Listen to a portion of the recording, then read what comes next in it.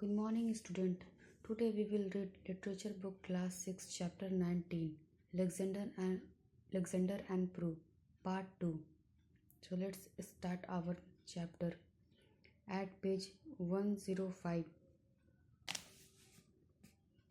King Prue's army put up a great fight, but the wheels of their chariot got stuck in the mud.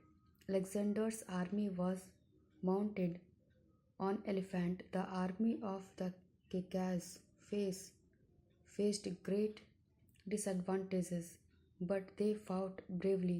King Prue himself was wounded. The army of King Ambi pursued King Prue. At this critical time, King Prue raised his spear to strike King Ambi, but Alexander's soldier captured King Puru. राजा पुरु की सेना ने एक महान लड़ाई लड़ी, लेकिन उनके रथ का पहिया कीचड़ में फंस गया। अलेक्जेंडर की सेना हाथियों पर विराजमान थी। कैकेयी के राजा को भारी नुकसान का सामना करना पड़ा, लेकिन वे बहादुरी से लड़े। राजा पुरु खुद घायल हो गए। राजा अम्बी की सेना ने इस समय राजा पुरु का साथ दिया। राजा अम्बी ने अपना भाला उठाया, पर अलेक्जेंडर के सैनिकों ने राजा पुरु को पकड़ लिया। King Pru was wounded and brought into the presence of Alexander as a prisoner. Alexander looked at the tall figure of Pru, bleeding and in pain because of the wounds.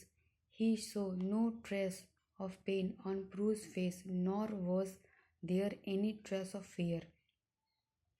Alexander was highly impressed by King Pru. राजा पुरु घायल अवस्था में Alexander के सामने पेश किया गया। Alexander ने लंबे कद वाले घायल राजा पुरु को देखा। राजा पुरु का चेहरे पर डर या घाव का दर्द बिल्कुल भी नहीं था। Alexander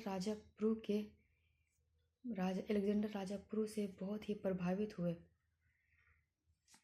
Alexander said, "I have fought many battles and conquered many territories, but I have never came across a king who was so brave and a hero as you are.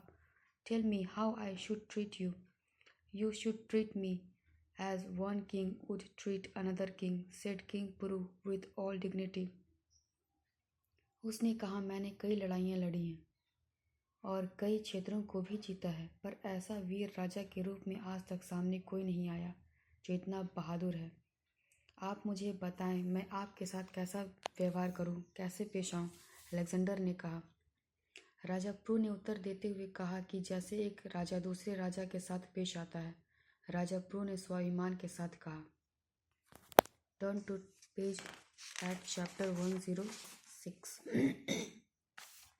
There was a tone of self-respect in Prue's voice. This pleased Alexander. He freed Pru and gave him his kingdom back. राजा पुरु के आवाज में आत्मसम्मान का स्वर था। इससे Alexander खुश हुआ। उसने पुरु को मुक्त कर दिया और उसे अपना राज्य वापस दे दिया। Alexander continued his march after the encounter with Pru, but he found it increasingly difficult to pursue his ambition. A few of the Ganrajas surrendered to him, but the rest of them put up a fight unitedly. Alexander's armies lost their zest to fight against such strong opposition. Alexander ने पुरु से मुठभेड़ के बाद अपना कूच जारी रखा, लेकिन उन्हें अपनी महत्वाकांक्षा को आगे बढ़ाने में मुश्किल हो रही थी।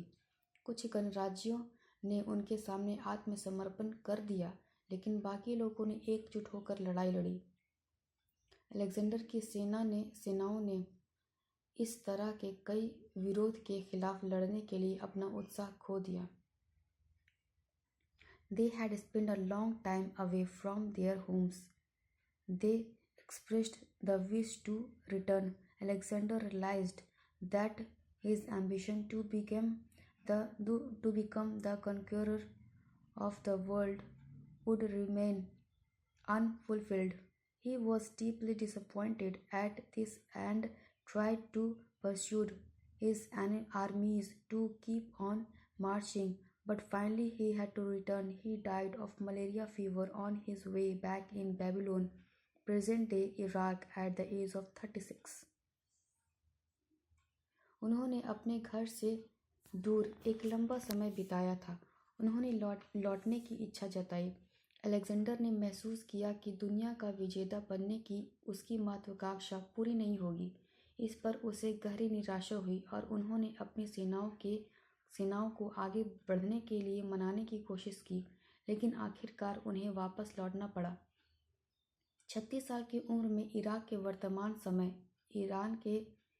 के वर्तमान बेबीलोन के रास्ते में ही मलेरिया बुखार से ही उसकी मृत्यु हो गई। This is the second part of this chapter. I hope you will get very easily. Thank you.